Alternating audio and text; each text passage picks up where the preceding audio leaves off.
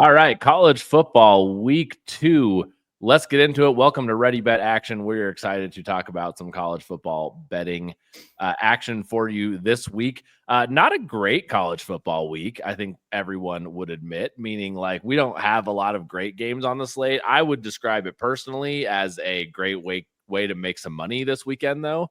I'm not necessarily going to be like glued to my TV though, watching some of these, but I think there's a lot of money to be made on the board. Do y'all have a particular play that you are excited about, or not even a play? We'll get into the plays in a second. Like any kind of games that you're excited about, just in general. Stefan, what about you? You seem like you're excited. Yeah, you said not like when you look at the slate, there's no matchups that you're like, holy God, this is must watch TV. There are a couple for us, I think, like Oklahoma, Michigan, Iowa State. I'm super curious about NC State hosting Virginia. Like some of these, most people don't care about. I think this is one of those weeks where you look at it like on Wednesday, which it is today, and you don't see like, man, must see TV. But I think we'll have a lot of really exciting games, and it will be must see TV. We just don't know which games those are quite yet. Yes. Yeah, dude, I'm very intrigued by this Baylor SMU game. Baylor, another good one. Yeah, coming totally. off getting absolutely dominated up front by Auburn, but SMU does not have near as good of an offensive line. So I'm curious to see if Baylor can turn it back around and get going, or if Baylor is going to have another really slow start like they had last year and not be as competitive in the Big 12 as we expected. So yeah, maybe we do have some sneaky games here. I think I know I have some picks of games that I like, and maybe I'll be at the riveting Colorado Delaware game this weekend. Which do you have a play on that one? No, I mean like Colorado should cover 23.5 points, but the person that you're talking to has watched who has been maybe the worst Power 5 team in college football over the last 20 years. Outside of this little like year and a half run we've had. So the inner cynic in me says that like this will be a close game against an FCS team. So well, Delaware did just make the jump up, so they're not FCS anymore. So at least it won't be that. But Julian Lewis is supposed to play, so I was leaning under on that one, and I was like, you know what? When they put Julian in, they're gonna want to push and see what he's got. Yep. So I decided to just stay off of it. I could see CU getting a nice win here, like real nice win. Which they need to do. They need to cover. That would be nice because in all honesty, neither Georgia Tech nor CU played amazing. Haynes King actually did take over that game with his legs, and he didn't have a great throwing game, but he ran for an insane amount of yards and 3 touchdowns. So in reality, you're not playing that guy again, and you had a chance to win it against a really good team. Again, in a transition year for CU. So there's no reason they shouldn't bounce back and do it. I'm just, I'm a buff cynic still. Lots of trauma. And reason to be the play calling down the stretch, a minute and 40 seconds left, and you get off 3 plays. Dude, it was awful time management. Yep. I was screaming at my TV. But yeah, I'm excited. I'm excited to dive into this. Just want to remind everyone, we have now partnered with RotoViz, which is a great fantasy football site and organization. So don't forget to go check them out if you're not listening to us there. If you are listening to us on RotoViz, you want to check us out ad-free, you can head over to our YouTube channel and our Instagrams to see what we're picking and what we're talking about. Go subscribe to all of those things there. But we're going to jump into this college football slate. Excited. We all have a number of picks, which is really exciting. So many games to choose from, lots of big spreads to talk about. So let's just go ahead and dive in. I'll kick us off. I feel like I always kick this off to you all. I'm just going to start with one I'm excited about. Man, y'all are going to see me keep making Utah State picks this year, and it might be delusional, but man, I think I love them. I like the Bronco Mendenhall angle a lot, even since last year. Watching him at New Mexico. So give me Utah State at Texas A&M over 54.5.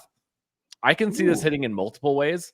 I can see Texas A&M scoring 60 points because Bronco Mendenhall's teams don't play defense. And I think that A&M might just rack up 55 points on their own one way or another. However, I loved watching Bryson Barnes and Utah State play last week. He was fun, man. And that kid was a player, but I think Mike mentioned last week as well. And they have some fun plays. They had a really fun offense against UTEP. And like, I know it's like a night and day difference. So I could just see Utah State getting like 17 points here, and then Texas A&M kind of taking care of the rest. So that's why I love this over. 54.5 seem low to me. For essentially a Utah Bronco Mendenhall's teams who play all offense and no defense. So it has a lot of potential to rack up points either way, even if they don't score a lot of points. They're going to get a lot of points scored on them from A&M.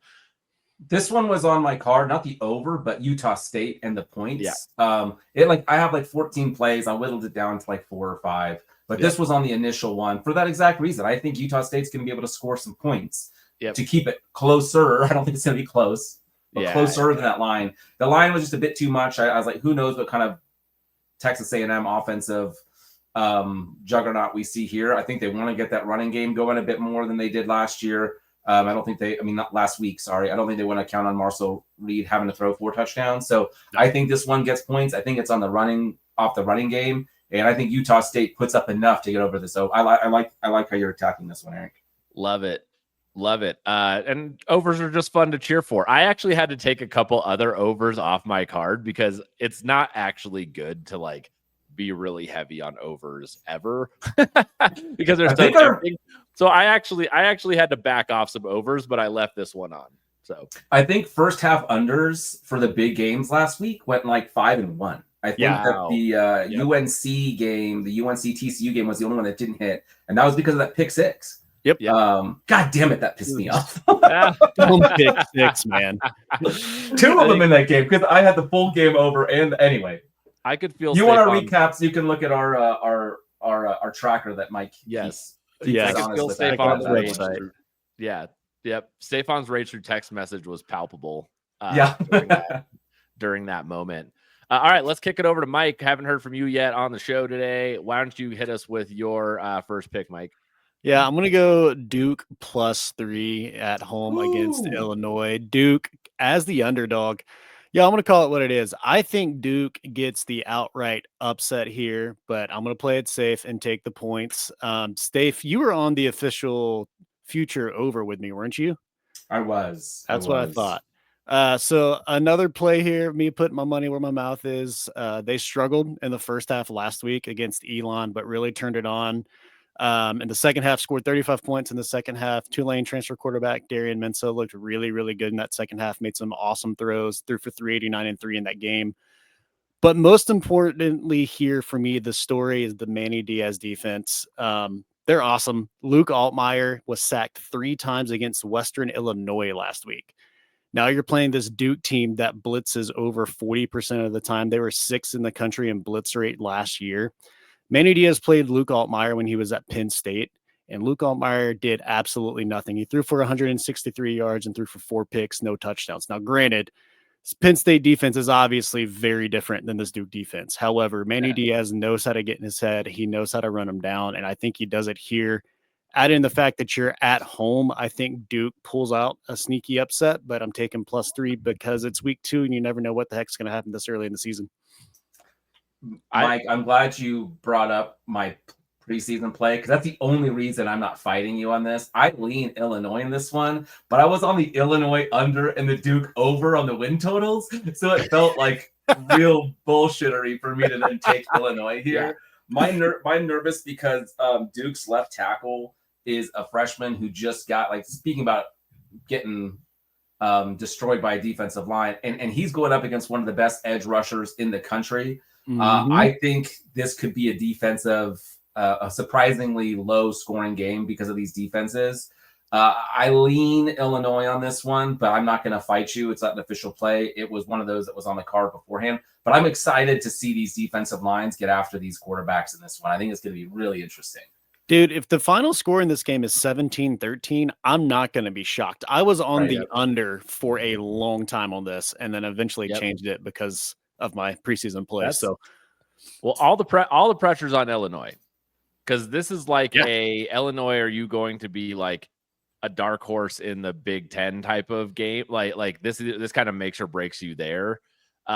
Because like you're ranked number 12 and are you this year's Indiana and all of that stuff we talked about in the preview shows. Duke, to me, this is actually a no pressure play loose because like after seeing FSU and Miami last weekend, they are not a dark horse to win the ACC, nor will be in any kind of position to do so. So to Duke, this is just like a good game to get up for and to like play loose because there's not high stakes for them. Illinois, like you lose this game and all of a sudden you're pretty much out of the college football playoff. Not that they had a great chance anyways, but you know, you're ranked number 12. You're at least thinking about it, you know? So, 100%. Totally. Yeah. all right. Let's move on. Stefan, actually, we're going to stop real quick here. We're going to pause and we'll be right back with you. Again, if you want to listen to us ad free, head over to the YouTube channels. Otherwise, we will be back in just a minute. All right, let's dive into our next pick. Stefan, you are up. Why don't you hit us with your first pick for week 2? All right. So where shall we start? Let's start with a game that we're all going to be glued to. Army goes to Manhattan to take on Kansas State. Man, Kansas State almost started the year off 0-2 after that scare against South Dakota, I believe it was. Not South Dakota State, just South Dakota. And it took a miracle effort by Avery Johnson. The line is pretty robust. I think we've got it at -8. 16.5 is what I bought it at down to. It was at -17. You have to shop around a little bit for this one.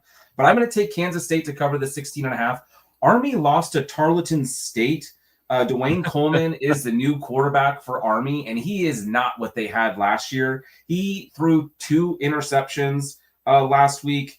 They were not able to move the ball all that well through the air, which is no real surprise. Kansas State, yeah, they have to prep for this triple option, but I don't think that'll be too big of a problem. Their defensive coordinator has faced it before, so I expect them to get up for it.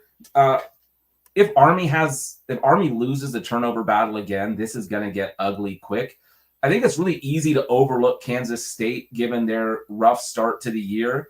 Now, is this the sign of a really bad season, or is it, you played a tough team in Dublin when you played against Iowa State, then you had to travel all the way over, maybe a look-ahead spot for the season. Now, I don't think Kansas State can just overlook Army given what's taken place. I think we see a really outstanding game from Avery Johnson and Jace Brown, the wide receiver. I haven't heard if Edwards is supposed to be playing running back. I think he's still supposed to be out. I'm not 100% sure, but I think they've got the dogs to get this thing done. Excuse me, the Cats. The Wildcats.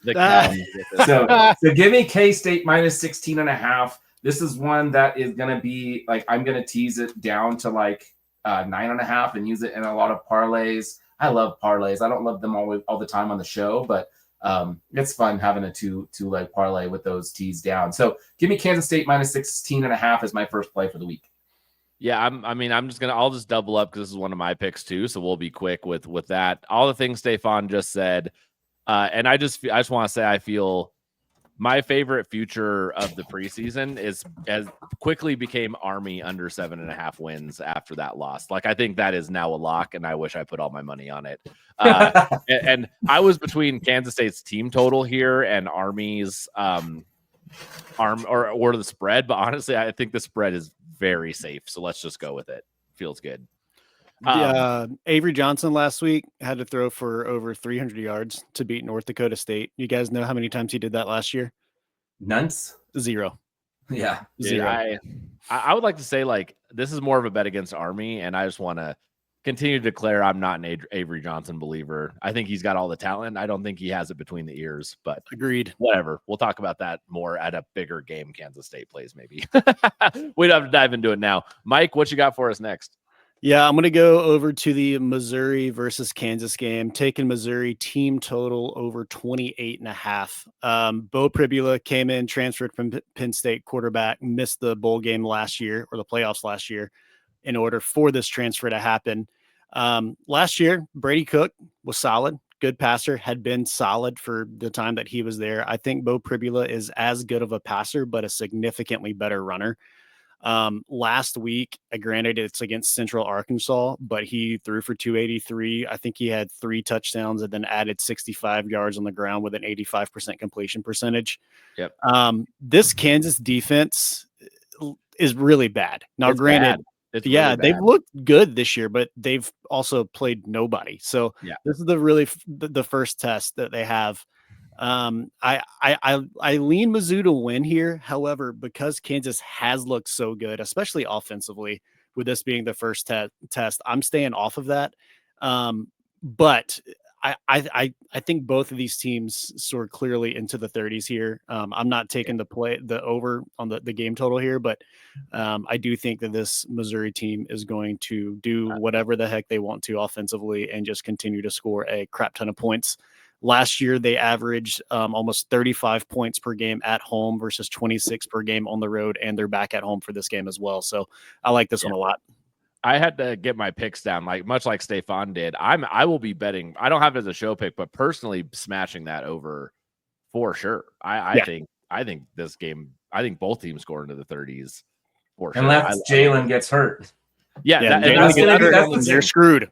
And that's the scary thing about back in Kansas in any game is that, like, the way he runs, it's not just that he has a history of it, but watching them play last week, the way he runs is dangerous. Like, I don't like it. If he was my quarterback and like my guy, slide. Every once in a while, slide. Go on about. Let's settle down. All right, I'm going to I'll move into my next pick here. I love Tulane this year, and I said this in the preseason, and I love them even more after they just demolished Northwestern. By demolished, I mean they handled them pretty well.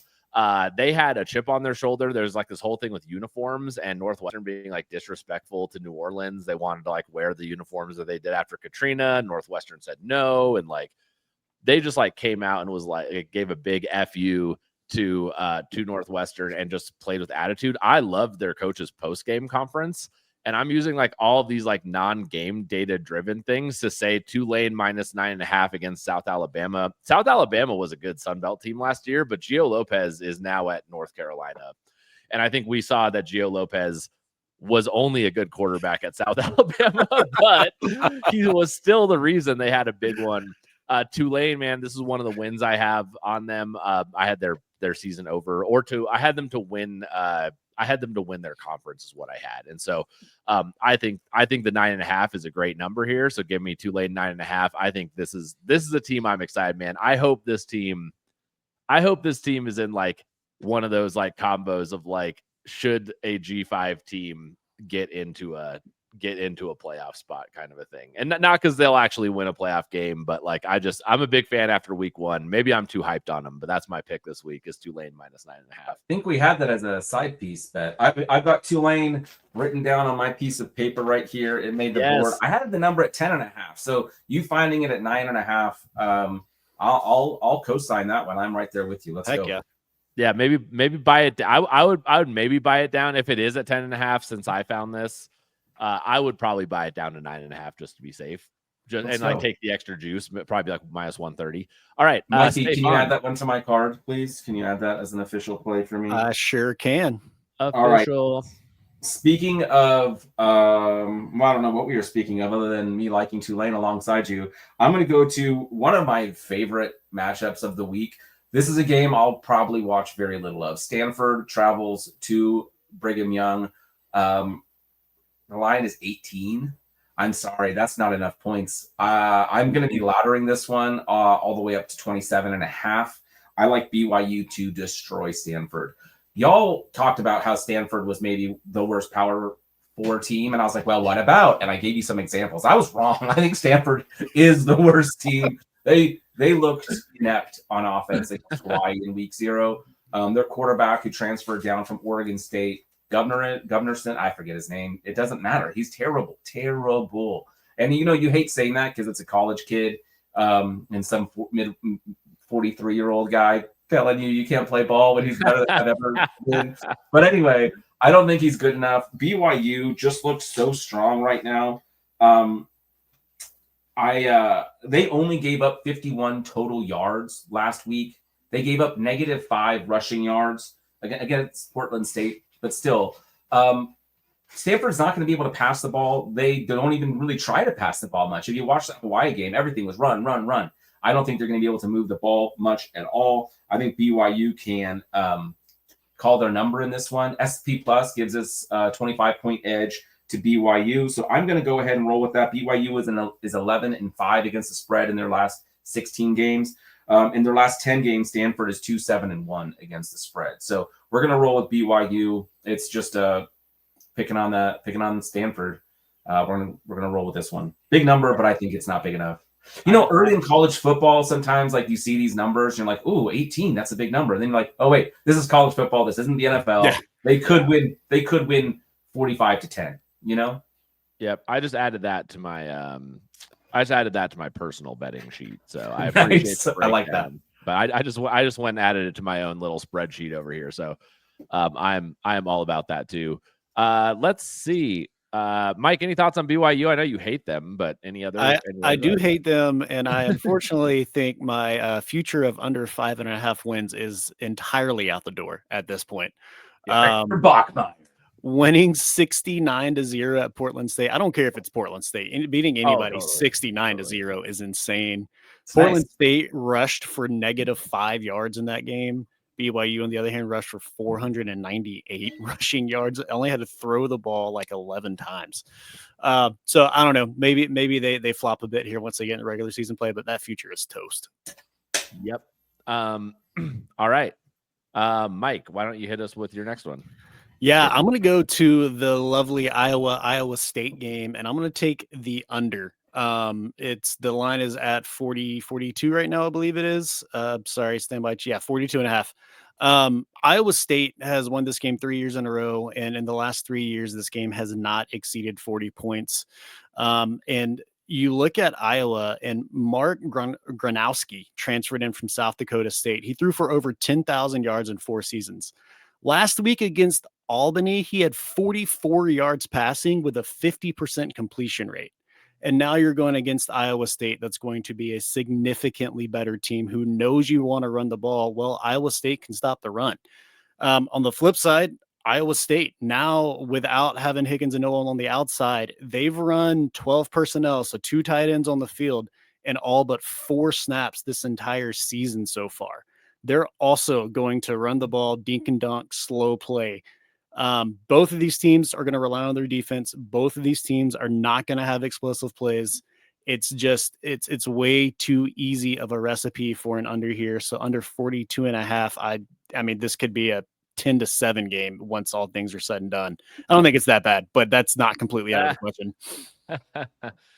I love that. Yeah. I think Iowa unders are always a fun play, and I agree with you. I think we talked a lot about Iowa State losing their top receivers in the offseason, and while I think that they're going to find a lot of success with their tight ends, and Bex is a good quarterback, like it feels like a game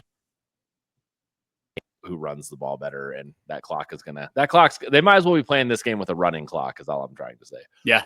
I had Iowa on the quad box last week. Wasn't watching it intently, but it was up there, and it was awful to watch. That first half was brutal for Iowa. It was an ugly game.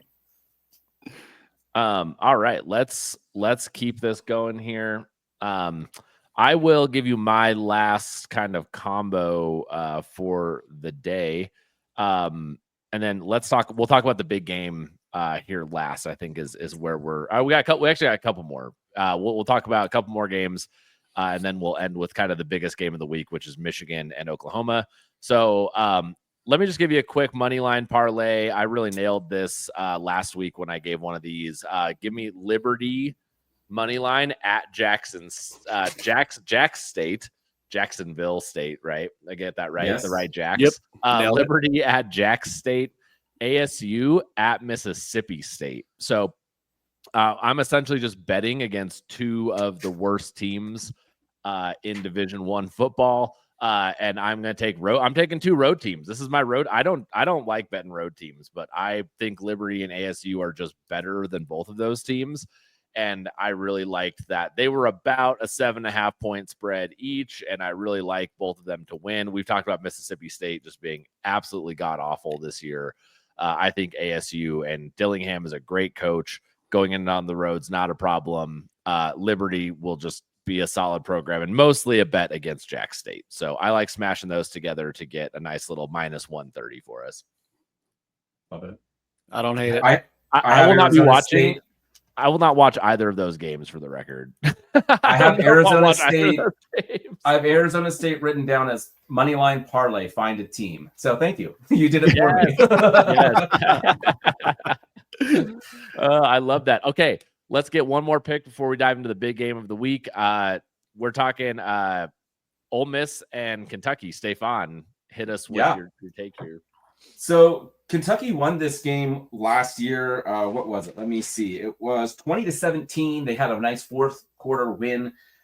I don't think Ole Miss likes that too much. You know, Lane Kiffin is a petty man, and I love him for it. I expect this game to get out of hand quickly.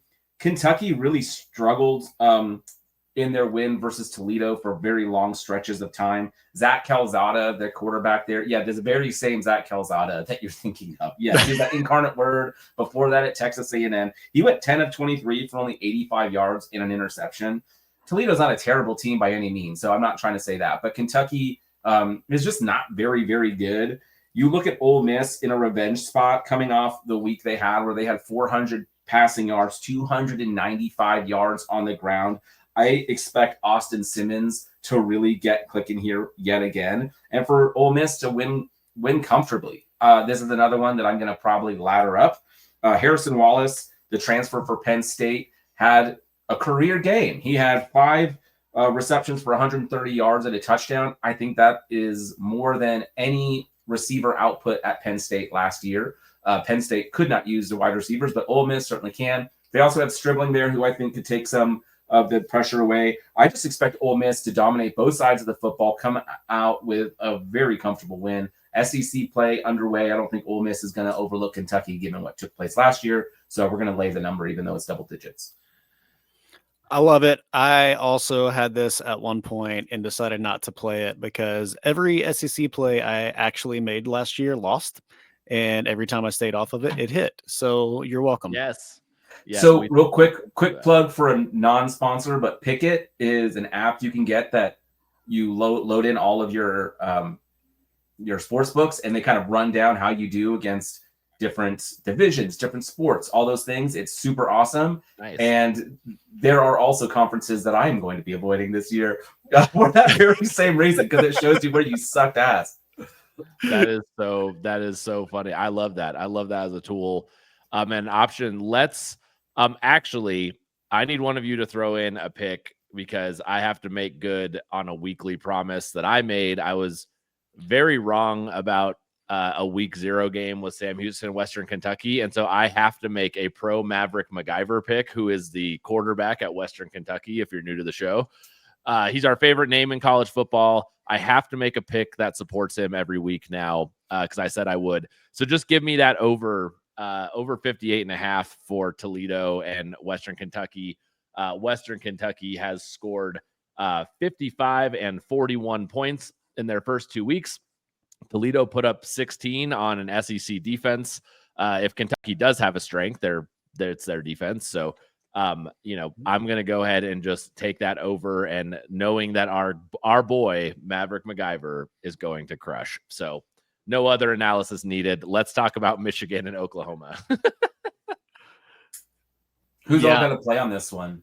I've got to play on this. I do not. You two take it away. Tell it. Yeah, you all have different angles on it, and we'll put it up on the slide at the end if it feels confusing, because y'all have a couple different ways you're attacking it. So.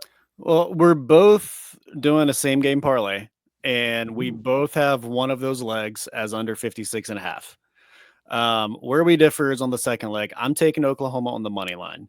John Mateer looked like an absolute monster last week. The biggest hurdle, obviously, for Oklahoma last year was offense was complete trash. They cycled through quarterback after quarterback. Offensive line was an absolute disaster. We've talked about that multiple times in favor of Jackson Arnold this year at Auburn. And it seems like they've made the right adjustments there. John Mateer is currently like one of the top 3 finalists for a Heisman winner at the moment. Now, granted, this Michigan defense is no joke. And so he could very easily come into this game and struggle. However, the difference maker here is that Bryce Underwood, despite being an absolute stud, a 5-star legendary quarterback, this is his first big game ever. And he's going on the road in Norman, Oklahoma. That's a tough place to play against Brent Venables, who is a defensive minded coach who knows how to shut people down. I just expect that to work against him. I don't know if a first-time quarterback is going to be able to go on the road in a game like this and actually get a win. So Oklahoma on the money line, it's really strictly just based off of an inexperienced quarterback, and it's going to take a minute for him to get clicking. So you can get that Oklahoma money line and under 56.5 at -115. I don't have a pick on this, but I will just say I am on Oklahoma to win this game, and that's all I have. Is if I had to pick, just like do a pick 'em winner, then I'm choosing Oklahoma here for a lot of the reasons you just said. Stefan, what's your angle on this game? Like the under, I agree with this being like a defensive battle. I think Michigan is going to want to play it pretty close. I think they're going to try to run the ball a lot. I think Bryce Underwood, they want to set him up for success. I think any outcome here that is positive for Michigan is like bonus. I think they're really gearing up for next year with their roster. But this is like invaluable experience for Bryce Underwood. So it'll be great. I liked the first half under, but 22.5 is just so low. It's kind of terrifying. We see some sort of defensive like turnovers in dangerous spots.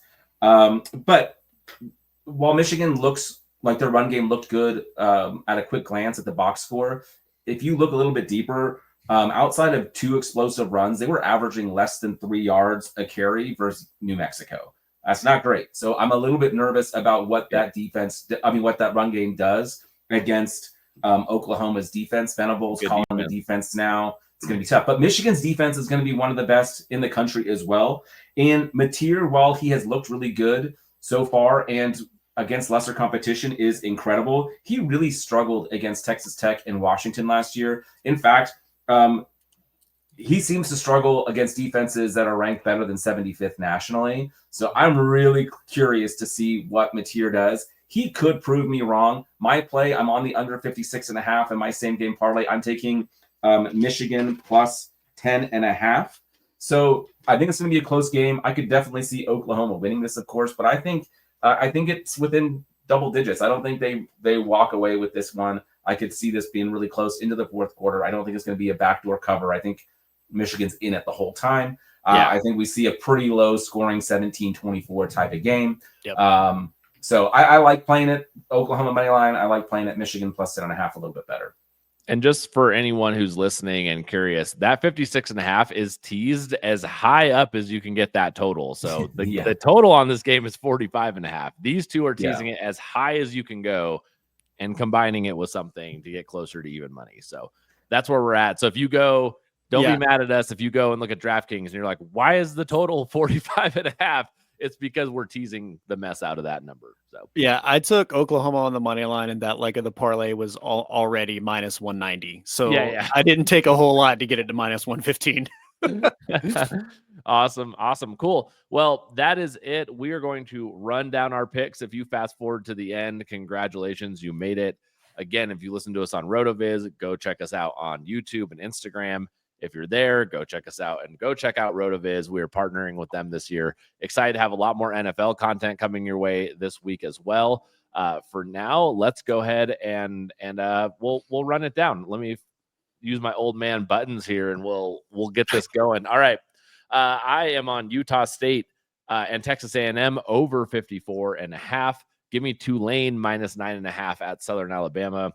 My money line parlay is Liberty and ASU to both just win. And then I'm on this next pick with Stefan as well. And that's going to be K-State hosting Army -16.5. I've also got Ole Miss -10 at Kentucky. We're going to take BYU at home at -18. And then my final play is a same game parlay. We're going to take Michigan plus 10.5 and the under 56.5 in that Michigan-Oklahoma game. And I'll wrap us up here. I'm going to start with Illinois at Duke. Give me Duke plus 3.5 at -134. The Missouri team total over 28.5 at -110. Give me under 42.5 on the game total of Iowa versus or at Iowa State minus 128. And then I'm wrapping us up with the same game parlay. Oklahoma on the money line with the total under 56.5 points at minus 115. That's it. That's how we're going to make money. We'll see y'all over on the NFL side. And yeah, have fun watching football this weekend.